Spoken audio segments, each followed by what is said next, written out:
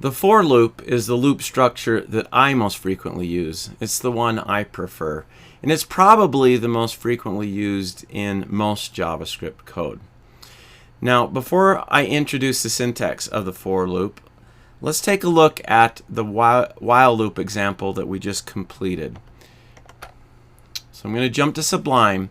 Now notice there's a couple of things in this while loop that we do. We have a counter that we initialize and set to 0.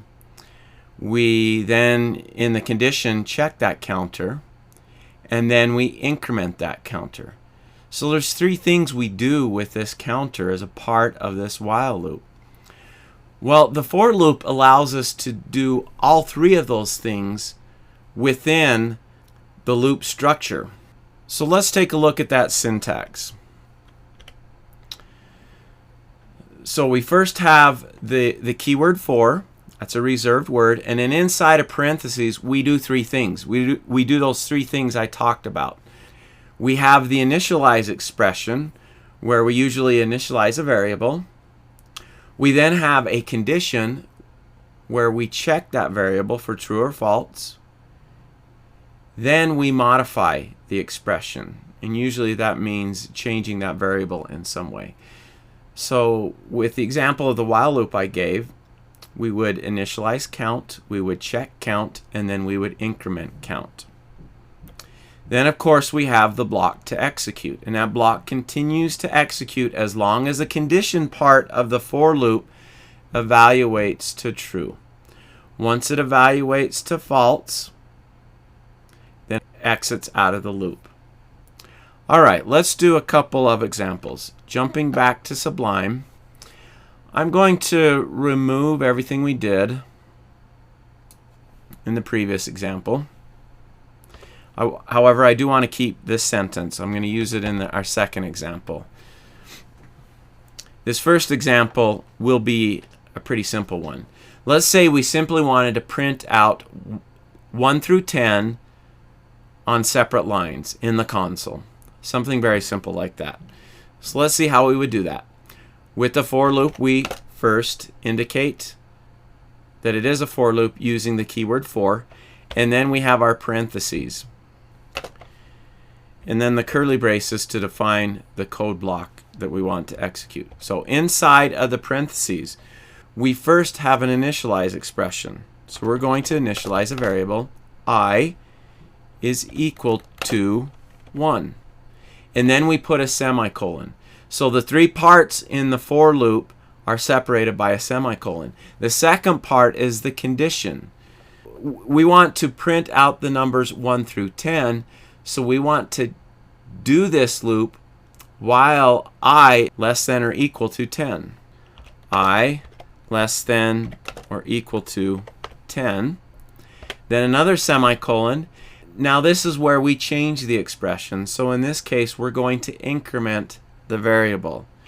We do that with the increment operator, like that.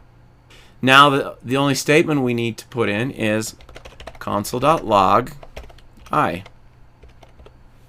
And that will print from 1 to 10. Let's go ahead and give that a try. Copy the file path, jump out, paste that into the browser, open the console. And as you can see, we have printed out the numbers 1 through 10. Okay, so that worked great for us. Let's do another example, a bit more complex example this time. We're going to use the same sentence that we used for the while loop. But this time what I'd like to do is print out the sentence in reverse order. So we reverse all the characters in the sentence so that we print it backwards. So to do that, I'm going to declare a second variable where we will store the backward sentence. So I'm just going to call that backward. I'm going to set it equal to double quotes without anything in it, an empty string, because I know this is going to be a string, and so I declare it and set the initial value as a string. All right, now let's do our loop.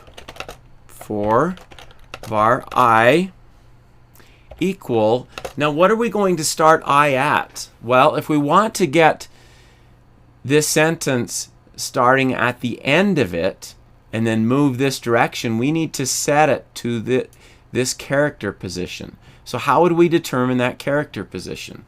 Well, remember the positions start with 0. All right? So we could use the length property of the string object wrapper, subtract 1 from it, and that would give us that character position. Because the length is the total number of characters, the position starts with 0. And so that's why we would have to subtract 1. So let's do that. Let's do sentence dot length minus 1. Okay? That will initialize I.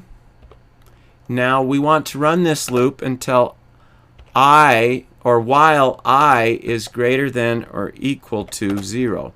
So once it becomes less than 0, we want it to exit out of the loop. And finally, we want to this time decrement I, because we're going from the highest to the lowest number. All right, let's put our curly braces in. This will be our block of code. What we want to do now is we want to set backwards equal to this new string we're creating. And so the way we can do that is we do backward equal to backward, what we already have in there,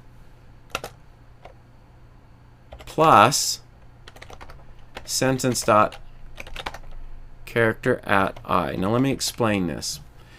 So the first time we go through the loop, backward is going to be nothing. So we will concatenate nothing to exclamation point. Backward becomes exclamation point. The next time through the loop, we concatenate exclamation point to E.